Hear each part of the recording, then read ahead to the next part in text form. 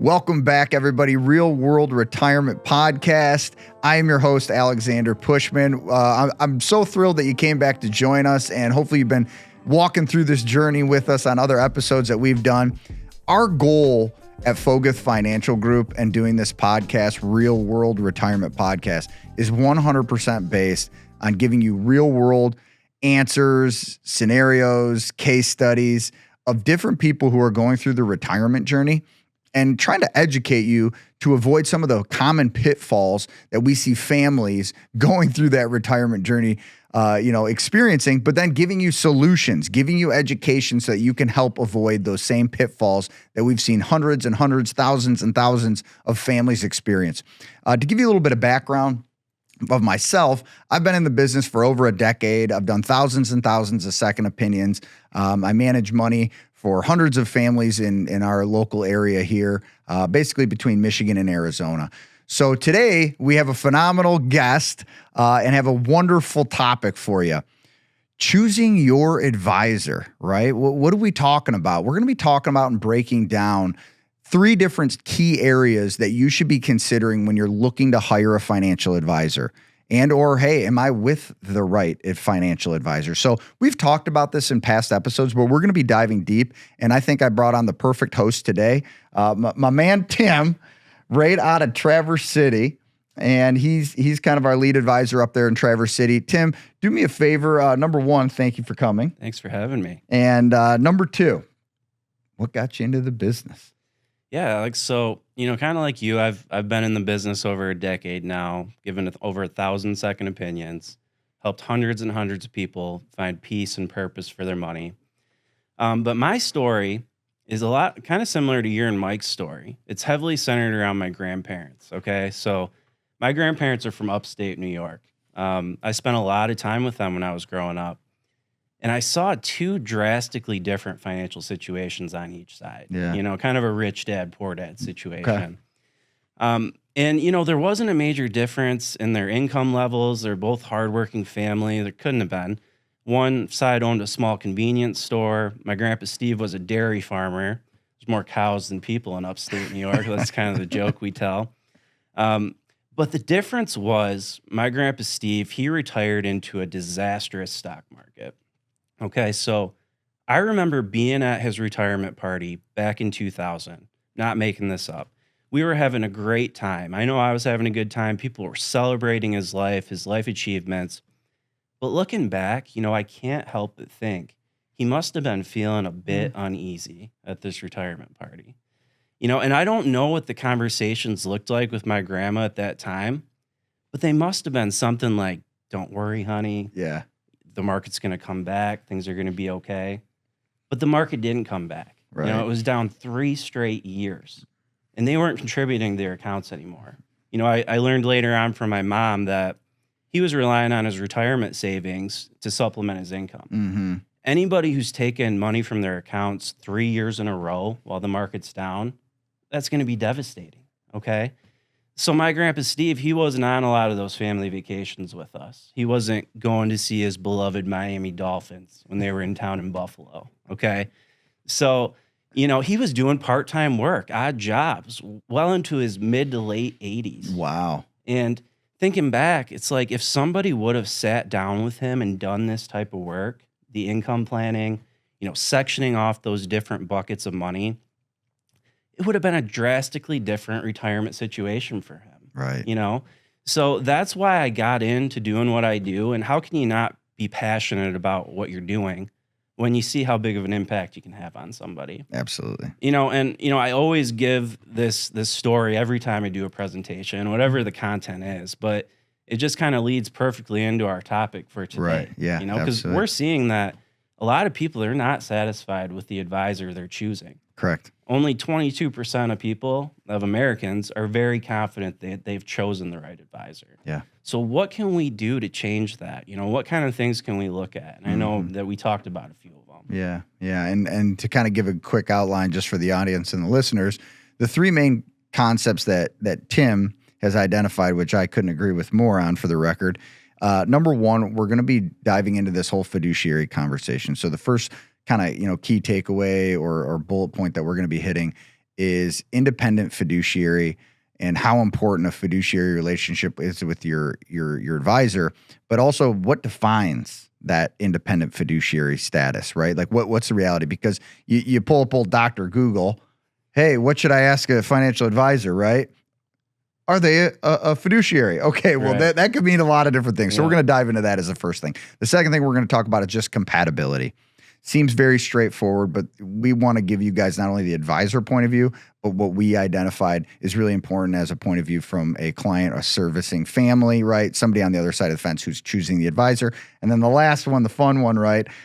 Comprehensive planning. What the heck does that mean? What should a good advisor be doing for you throughout your planning process? Hey, pre-retirement, during retirement, early years, and then, kind of post-retirement, ongoing. So we're going to be breaking down those three areas, really basically saying, hey, fiduciary, independent fiduciary, what does that mean? What do you look for? Compatibility with an advisor, and then again, the planning or comprehensive planning piece. So let's kind of fire it off, Tim. So when I say independent fiduciary, or when I say fiduciary, what does that mean to you? And what do you educate the families you serve and work with in the financial space on how they can better understand independent fiduciary? What does that mean to you?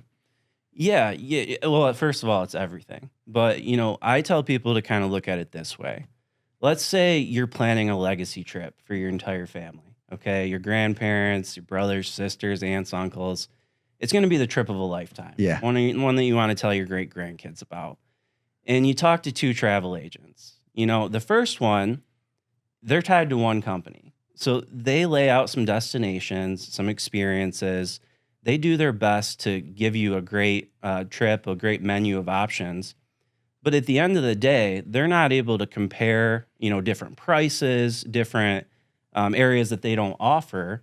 And their loyalty is split between giving you a great experience and the offerings of that company they work for. Right. Okay. Now, fast forward to meeting with the second travel agent. This is an independent travel agent. They're not tied down to any one hotel chain, any airline, any tour company. There's going to be a lot more customization there. They're going to ask you, do you want budget or luxury? Do you want adventure or relaxation? Is this going to be Alaska or the Bahamas? You're going to have all these different options, and you're going to tell them everything you want, and they're going to do their absolute best to deliver it. I mean, shoot, you could tell them you want to see pigs running around on the beach, and they'll probably make that happen for you. Right. Okay? So which travel agent would you want to work with? Yeah, That's number kinda what it two. comes down Number to. two, right. Yeah, exactly. Absolutely. So, and it works the same way in our industry. If we look at fiduciary, let's start with what that means. Yeah. Okay? So there's a legal responsibility of that person to act in your best interest. Right. But what people don't talk about is it only applies to what that advisor has available to offer you. Great point. So a lot of times we'll see advisors, they might have 3 or 4 cookie cutter portfolios in their bag. And they tell people they're a fiduciary and they're telling the truth. But at the end of the day, they're on a leash that leads back to that name of the company on their shirt. Okay. Now, if we look at an independent fiduciary, the company can't tell them what funds to put clients in, what direction to steer the assets. That would violate their duty. They have to take a look at everything you've told them, the entirety of your situation, look at everything available on the marketplace, and do what's in your best interest truly. Right. And what's that going to do? That's going to eliminate a lot of those conflicts of interest, those things that people worry about. Drastically lower chance you get led astray or misled, right? Yeah, I would agree with that. Yeah, absolutely. So I think that's the biggest thing to look at. And you can ask them this. Are you independent? Are you an independent fiduciary? And they'll usually give you an answer. Of course, you want to do a little research and verify what they tell you. But some of these other things, they're a little bit harder to identify. This is one that you can just come right out and ask. Right. So. Yeah, and I always encourage that as well. And and I know as advisors, families who are doing their due diligence, I get worried when people don't ask me questions. Absolutely. I always tell that to clients, or potential clients at that juncture. Flag. I say, I get worried when people don't ask me questions. Exactly. That's what worries me, because then I tell people, I go, I don't know if you're taking this as seriously as you should, right? You might only spend 2, 3, 4 hours with a family before they're making the decision. Yes, you're hired or not hired, vice versa. But the other thing I always think about fiduciary piece too, because I think you just, hit the nail on the head and gave a really good explanation. The other thing I always encourage families to ask advisors, who are you a fiduciary to? Right? Because if you and I know we kind of joke around about this, but there's a couple companies that you can find on basically any corner, right? Yep. And you ask them, who are you a fiduciary? Yes, I'm a fiduciary. Who are you a fiduciary to? That's a great second question, because they're going to have to tell you, do you have a fiduciary relationship with a board of directors?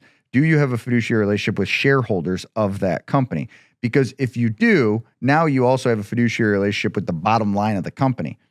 And now we have conflicts, right? That's a great point, Alex. And it's like, it's really important you understand that fiduciary buzzword, because everybody's been thrown around for probably the last 5 years, give or take. And you just got to make sure you don't get in the muddy water of like, oh yeah, I'm a fiduciary, but I'm also a fiduciary to the shareholders more than you. That's probably not a good thing you want.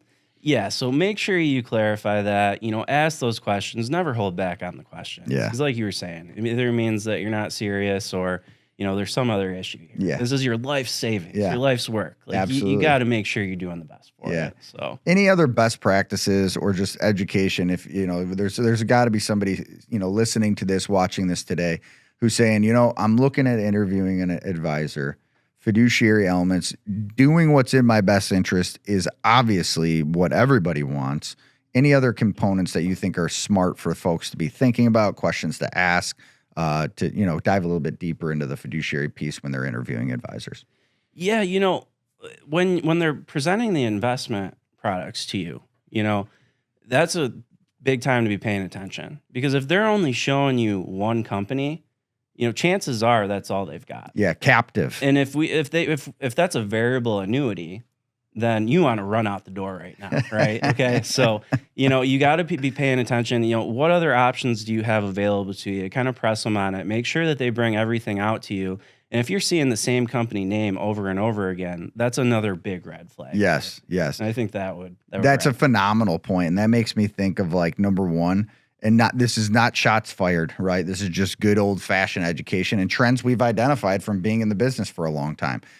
You go into a bank, any bank, right? Odds are they have a captive relationship with a certain life insurance company, Yep. a certain annuity, right? Mhm. They might be able to only offer their specific line of ETFs, right? If it's a bigger firm that, we know there's basically three that Yep. we would talk about. But long story short, if I have an annuity or a life insurance process and you're interested in that, but I can only offer one company, to your analogy of the travel agent, if I can only offer you one company, do I know they're the best in that space? Exactly. You know? And you definitely don't. And you don't. And the odds are is no. And that's not a shot. It is just the law of large numbers. If I have somebody on the other hand, though, who has 50, 60, 70 different insurance companies and annuity companies available, one might be really good at income and creating a pension or a family pension, right? A deferred annuity.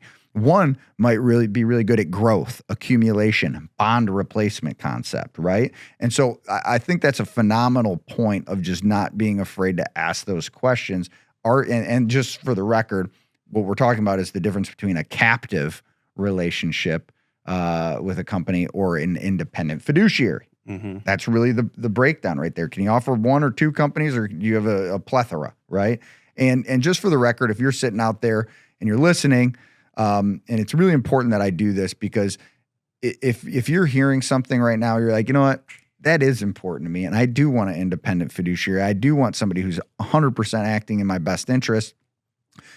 Please engage with us, right? Number one, if you're enjoying the podcast and you're getting some good information, make sure you follow us on all the social media channels, YouTube, all that good stuff. But also, don't be afraid to comment. Send us a message. What we'll be doing throughout this podcast is a little bit later, we'll be talking about, hey, how you could, if you want to talk to Tim specifically about this subject, we can absolutely make that happen. That's why we do this podcast, is to engage with our listeners and not just give you, some content that you can go home and think about. How does that really marinate, and how can I take action on that to do something in my best interest? So again, please engage with us, whether it's a comment, a phone call to the office. We can set up an appointment with Tim to talk about these things. So just to make sure I'm putting that out there to the community. So anything else you'd add to the independent fiduciary piece, Tim? I think we really covered it. Yeah, I think that's the main points I had as well. And then second piece, compatibility. Yeah. It's kind of in the ether. Yeah, It's absolutely. kind of a, where does this land? What are the things you think about when you think about, I'm a human being about to retire. I've worked my whole life. I don't want to put my life savings in harm's way. You want to get along with them. You want to look forward to seeing your advisor. But what do you think about, how would you break down compatibility from a advisor to a client or a client to an advisor? Yeah, so really a few different things here. I think the most important thing is listen to your instincts. Okay. So if you're sitting across the table from somebody and you're just getting a bad feeling, trust your gut on that. It's too important to just sit around and see what happens with that. Okay. Yeah. Children at 2 or 3 years old, they start to be able to sense when energy is off in a room. Okay. So you've had a lot of life experience. Trust what your instincts are telling you. Another thing that comes to mind, animals. Aunt Linda comes into town, the dog for the holidays, the dog starts snarling at her. It turns out everybody has a hard time getting along with Aunt Linda. So, that one's a little bit funnier, but trust those instincts that you have. Absolutely. Okay. Now, the next thing is, do you enjoy being around the person? Could you sit down and have a coffee with them? If you're cringing every time you pick up the phone to call your advisor, chances are on the other end, they're cringing when the phone's ringing. Okay. Like I know you've experienced this. Yeah. And that's not fair to either one of you. Correct. And you're not going to get the best out of that financial advisor. Right. And the other thing to think about, your big life milestones, your children having, your first grandchildren, your children getting married, or the bad, a serious illness in your family, a death of your spouse or a loved one. Do you want to go through that with this person that you really don't even want to talk on the phone with? Great point. No, of course you don't. Great point. So, trust your gut, make sure that you like the person. But another thing is make sure your values match. Make sure that person is treating your money the right way. A lot of financial advisors, they fall into this trap of starting to think that that's their money. Okay. Right. Right. And every time that you want to take a bucket list trip or do something fun, do something amazing that you've always dreamed about, that advisor's kind of fighting back on you saying, oh, that's a bad idea. And they're forgetting that that's your money. Yes. I was just sitting down with a client last week. He's a family friend. I see him out on the lake all the time. His last advisor was also a friend of his. But every time he wanted to go pay something off or take a trip, that advisor would start giving him pushback and saying, oh, no, that's a terrible idea. You miss out on all this compounding interest. Well, I ran the numbers for this guy. It really wasn't that bad of a day, that bad of an idea. And, unless it's going to put you in serious financial distress, like you got to remember that's the client's money. Right. That's their right to do what they want with it. So I think those three things are the things that I would be paying the closest attention to. And I think that's great. And, to add my perspective of it, because I think you're hitting the nail on the head, on what's important on the compatibility factor. Number one, emotional intelligence, to your point, like trust your gut. Now, I am no scientist and I don't want to pretend I'm, some, PhD. I spent a lot of time though, when I was in school studying emotional intelligence. And there are actual neuroreceptors in energy, and there's so much validity in what you're saying. There's like the gut, and there's actually reality to that. Somebody walks in a room and you get a gut vibe, you're like, that's not a good person. Supposedly, your gut has like a 20-foot radius, give or take. I did not know that. To pick up neuroreception of energy given off. Then your heart has a little bit more in. And the example I'd use, let's say you walk into a room and you see an X. Right? Or somebody you really didn't get along with, or somebody you got along with great and you hadn't seen them a long time. Yeah. And you'll feel that kind of thing like, oh my God, it's in your heart. Right. Like that is a real neuroreceptor. And then lastly is the head, your brain. You ever hear those stories about, or maybe you've experienced it, you go to a concert, right? And you're like, and it's like almost like euphoria, right? Absolutely. And everybody's rock and rolling, vice versa. Those riots that take place. And people who would never do certain things go and do something. There's neuroreceptors of the mind, which is the closest. It's like supposedly like a 3 to 5 foot radius, but you get thousands and thousands of minds next to each other in the same wavelength, and it will create people to do things they wouldn't normally do, riot, or it will create them to be in a euphoric state, like a concert or something like that. So it was actually interesting because I spent a lot of time, but your gut point, I couldn't agree with you more. Yeah, no. You got to trust your gut. Thing. Yeah. You know, there's real energy elements to this. And you know, kind of one other thing I would just add, when you talk about the piece of like, you want to get along with somebody, right? There's a certain element of as an advisor from an advisor standpoint where, you know, there's certain people, right? Who however it may be, is they don't get along with your staff, or they're real nasty to your staff, or every single time you talk to them, they're mad about something. Right. And they're just negative people. To your point, you'll cringe when you see them on the schedule. Oh, God, I got to go talk to that guy. Or that you see him calling. Oh, you got to call so-and-so back. And you're like, oh, my God. That's not fair to the client, you know, because you're no longer servicing them with passion. Right. And that's not fair to the client. I've had to have some tough conversations around that. Like, hey, at this point, I'm not excited to work with you, and that's not fair to you, right? And that's a two-way street. Same thing. You don't want to go meet with some, you know, because I think it's been better in the industry, but I know you've seen this personally, right? We've talked about this, and I have too, of those advisors who are just like, you know, egotistical narcissist. You know, people meet with them, they're like, God, this guy was the cockiest guy. He was, you know what? A little more common in our industry than we'd like to admit. Yes. That's my point. Yeah. And that was one of the things that turned me off to this industry when I first started getting into it. I go, you know, listen to somebody who'd been in the business a long time. I'm like, man, this guy's kind of rude, you know, like he treats people kind of negatively, you know? So to your point, I think all great points that need to be considered. You got to like the person you work with. And I think you hit something that I haven't thought about in a long time. When you go through really bad points of life, who's the person you want on the other side of the fence that's part of your team, that's helping your family if you're incapacitated, who genuinely is going to help people and have a heart to help? You want to know that person cares about you. Amen. You want to almost feel like they're part of your family. Absolutely. And you can find that person. You might have to go through 3 or 4 advisors, interview quite a few people, but they're out there. Absolutely. They're out there. Right. And it's compatibility factor. I love that. Anything else you think about when you think about compatibility between a family or an individual and a good advisor? You know, I really think we covered the main things. You know, trust your gut. Make sure you're getting along with that person. They're going to be working with you for years. It's got to be a relationship that works both ways. Right. And pay attention to their values. You know, make sure that they're not trying to treat the money like it's their own. Moral compass. Exactly. Yeah. Yep. Yeah. Absolutely. Awesome. I love that. And compatibility, again, I think that's the more and more I've been in this business, you know, and I think you and I are both at a point in our careers where we can be a little bit more choosy, right? You know, we've both been doing it a long time, where I don't have to work with everybody. You don't have to work with everybody. You want to help everyone. And that's kind of the catch-22 in this business. You want to help everybody, but sometimes it's just not a good fit for one reason or Right. other. Like we're always going to help those people and give them the advice they need, but it is nice to not have to work with those people who you might be cringing when they call you on the phone. Yeah. That Amen. is a blessing. Amen. All right. Well, that's great. And you know, kind of jumping into the third piece, the wormhole of our job, comprehensive planning, right? Yes. Comprehensive planning. How do you define that? When you look at comprehensive planning or a planning, you know, what are the things that you think are the most important elements of a good plan? You know, I was just thinking about this the other day. My daughter, she's almost 3 years old. She was finger painting. She was a little grouchy, so I was trying to give her something to do. Got the finger paint out.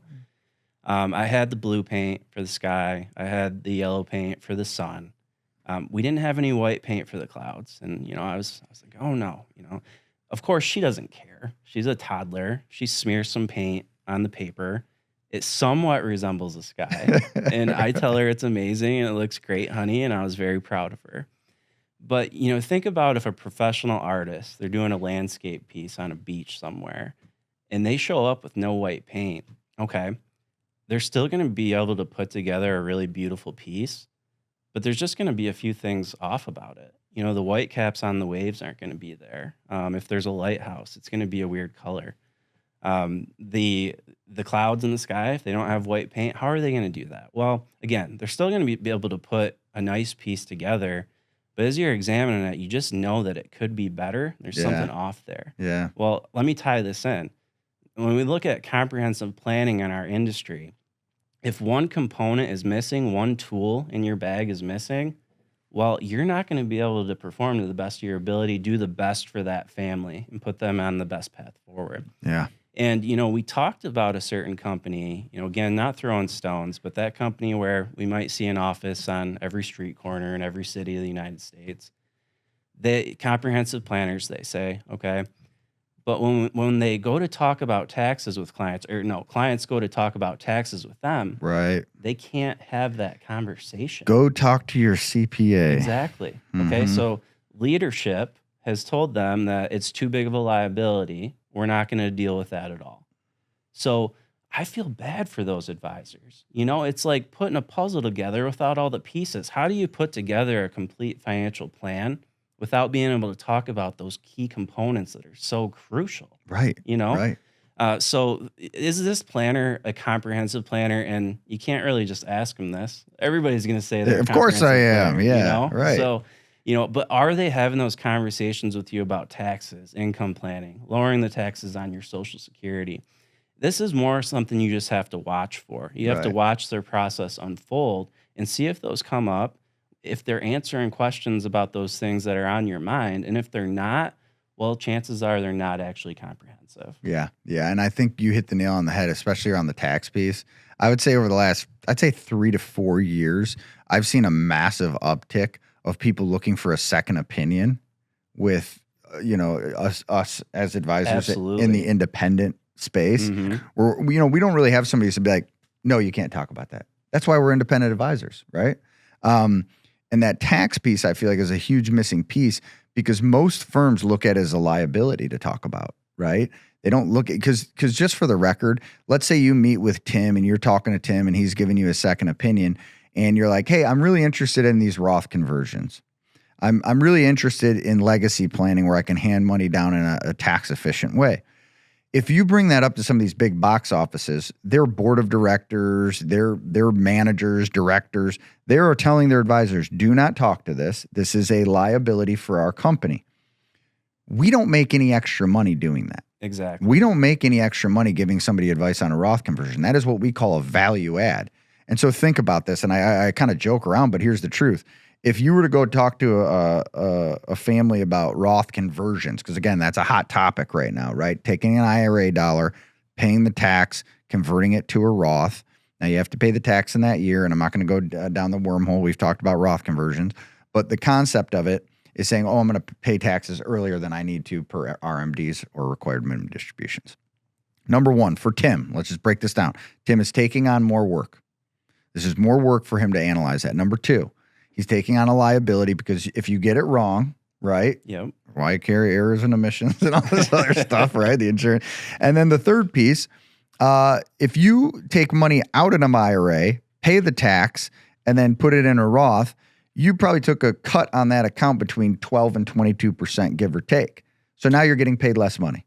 Every Roth conversion we do, we know it's not in our best interest. No. It's in the best interest of the client. 100% not in your best interest. Yeah. You're making less money, working harder, and taking on liability. Yeah, we're recommending it to basically everybody that it makes sense for. Yeah, that if it makes sense to you, we're talking about it. Why? Because it's not about our best interest. If we do our job correctly, we're going to be okay over the long term. But just to make that point very clear to you, the audience, most of the time when you're doing these type of planning and these strategies, it's not really the best interest of the advisor. And a lot of the times if you hear somebody say to you, oh, you're too old. Sorry, Roth conversions aren't for you. You're too old. That's probably a red flag. Number one, they're not educated on the subject and they're not confident to go have that conversation. Two, they don't want to go down that path because of the three reasons I just listed. Or the next one could be their company doesn't allow it. Exactly. You know? Taxes, a crucial part of all this, and I'm really glad we talked about it, but I think there's even other areas that a lot of advisors are missing. If they're just pitching products to you, talking about investment performance, that's a red flag. That is not putting the complete picture in perspective for you. Right. There's so much more to it. As you know, we leave no stone unturned. We're looking at the tax planning, the Roth conversions, the long-term care and estate planning, exit strategies, every single area of your retirement. Absolutely. We are going to be examining that and making sure that you're in the best spot for moving forward. Right. And I think that's a great point. And again, to your whole, when we talk about comprehensive planning, it's basically broken down income planning, right? Investment plan, tax plan, legacy plan, and you could throw insurance in there, Yep. right? But what I've identified, and I'd be interested in your opinion, a lot of families I meet with in retirement are actually overinsured, or they can be self-insured, right? They've saved enough based on how much they spend and how much they have in assets where they don't need a ton of insurance, but there's still guys and gals out there in the industry selling products that somebody may or may not need. You know what I mean? See it all the time. And it's an unfortunate reality. When you think of comprehensive planning, and you've done a good job of identifying kind of, and I love the analogy, right? With the puzzle and the finger painting, right? If you don't have a color, how you going to finish the painting? Yep. What other things do you think about on comprehensive planning that would be important for the listeners and the audience to kind of be thinking about when they think of their unique situation? Social Security is a big one. Great Social point. Security is a huge one because a lot of people try to plan for Social Security in a vacuum. I'm taking it at this age. My advisor said, take it at 70. It's when I'll get the most money. No math behind it, no real explanation. That's just what he told me. I kind of have an uneasy feeling about it, but I'm going to do it. There's so much more to it than that. Yes. It's why the Social Security Administration doesn't give advice on when to take it. They're trained not to, actually. Correct. Because they don't know everything about your unique situation. They don't know what other sources of income you're going to have in retirement. They don't know what types of accounts you have. Do you have a Roth IRA? How is all that going to be working in unison? So when we're talking about comprehensive planning, Social Security is a huge part of that. And it ties directly back to that tax conversation. How can we lower the taxes on your Social Security? And people are surprised when we educate them on this because they have so much more control over their tax situation than they did in their working years. Yes. And it's kind of, eye-opening. Yeah. And it's almost like a breath of fresh air once the light goes off, Absolutely. right? Okay. So, and what I've identified, and this is kind of a weird generalizing rule, but what I've identified when we do second opinions is, and again, I know we've talked about this in some capacity, is like a lot of the blue collar families will be like, I'm taking it at 62. I'm taking it at 62. I'm out of here. I want that money. And a lot of the white collar families who maybe have a higher income or higher net worth, I'm taking it at 70 because that's when I get my biggest number. And that's just what the math tells me. And what's interesting about that is oftentimes when I look at the math, it's almost opposite for those two groups. Yeah, absolutely. You know what I mean? Yeah, and the other thing is there's so much more to consider. Like, some people say, I'm going to take it at 62. Social Security is going away. Right. I'm worried about that. Yeah. Well, one of the ways they may fix this issue is by getting rid of the cost of living increase altogether. Then you took it at 62, you're never going to get an increase for the rest of your life. Then what? Yeah, okay, so you got to take the big picture into perspective. You got to look at all these different things, all these different areas before you make that decision. Right. And if you're somebody sitting here listening and you're thinking to yourself, like, man, this sounds like me right now, right? And you don't feel you do have the full picture, because a good comprehensive plan, which we've alluded to, but I haven't just said directly, your income plan should be talking to and in correspondence with your investment plan. Your investment plan should be 100% talking to and united with your tax plan. Your tax plan should be in straight direct in connection to your legacy plan. All these things should be talking to each other. And unfortunately, in the world we live in, a lot of firms, a lot of big companies, they don't allow advisors to talk about every piece of the puzzle. So if you're sitting out there and you're thinking, man, I've never had a tax conversation, or anytime I ask my advisor, they say, go talk to your CPA. I want to encourage you, reach out, comment, send us an email, give us a phone call. We can schedule an appointment directly with any of our great advisors. Tim specifically is phenomenal on the comprehensive planning piece. He spent a lot of time in this space. Tim, out of curiosity, if somebody wanted to reach out to you, what would be the easiest way to reach out to you? Email, what would be email tlfieri@foguthfinancial.com. You can also just give our general office line a number, ask for Tim Alfieri in Traverse City. Either way, also social media. Right. As you're saying, that's a great way to reach out. You try to reach me, you're going to reach me one way or another. Right. So. Right. Yeah. And we got a good social media team. They're hounding those comments and messages like daily. For the record, they're all over there. So if you're sitting out there and you're thinking to myself, man, I should probably get a second opinion, make sure I have a comprehensive plan. I want to encourage you to take action and do so. In reality, everybody, we're talking about an hour and a half to 2 hours of your life to verify you are on the right track. And again, kind of to our prior point, we can't work with everybody, and we're okay with that. But I can't remember the last time we had somebody that we met and talked to, Tim, that they didn't walk out saying, man, that answered all my questions. I feel great, whether we worked with them or not. No, you never hear that it was a waste of time. And to your point, you worked over 40,000 hours in your life. Okay. Over 40,000 hours.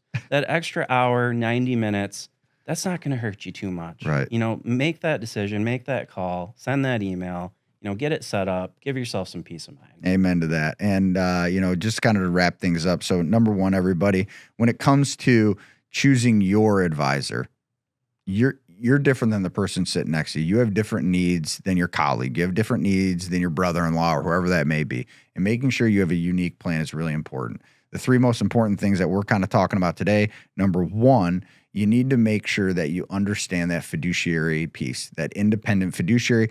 We are obviously biased to our own belief system, but it's for good reason, and it's based on experience of well over a decade in this business. Number two, make sure you're compatible with the person. You get along, you have a good value system, a moral compass. And number three, that comprehensive planning piece, that's where the rubber hits the road, right? If all these things aren't in conjunction, that's usually where we see people making mistakes and not really considering the full picture, you know? Absolutely. And anything else you would add, you know, just I know we've unpacked a lot and dug in deep. Anything you would add, Tim? I don't think so. No, Okay. I don't want to overwhelm people. I think we gave them a lot of good information today. And, you know, I encourage you to act on it. Make sure, if you currently have an advisor, that's the other thing. You know, we talked about choosing the right advisor, but if you already have an advisor and a lot of things that we're talking about today are resonating with you, get that second opinion. Absolutely. You get that second opinion. If you had to have a major health operation, of course you're going to get a second opinion. This isn't as important as that, but it's close. Right. Okay, it's very close. It's up there. Yeah, absolutely it is. And you know, thank you, Tim, for coming today. I appreciate you making the drive, you know, from TC and coming down and hanging out with me for the day. But thank you to the listeners. You know, thank you so much for tuning in. We've gotten a ton of great feedback. If you have questions or there's a specific episode you would like us to do or a specific topic, please let us know. We've been having some great back and forth banter and dialogue with folks who've been listening in inside of our client network and outside. And that's the fun part, you know, kind of touching the community and trying to educate as many people as we can around the country. So thank you for tuning in. Thank you for listening. Real World Retirement Podcast. Again, I'm Alexander Pushman, your host, brought to you by Foguth Financial Group.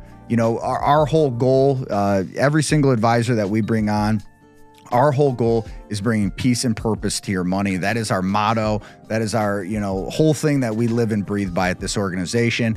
And if there's anything we can do for you personally, again, please do not hesitate to reach out. Appreciate you for joining us today. Again, Tim, thank you for coming. Thank you so much. And it was awesome, man. Some really good stuff. And tune in next time. We'll look forward to seeing you on the Real World Retirement Podcast. And again, thanks for joining us. Have a wonderful day and God bless.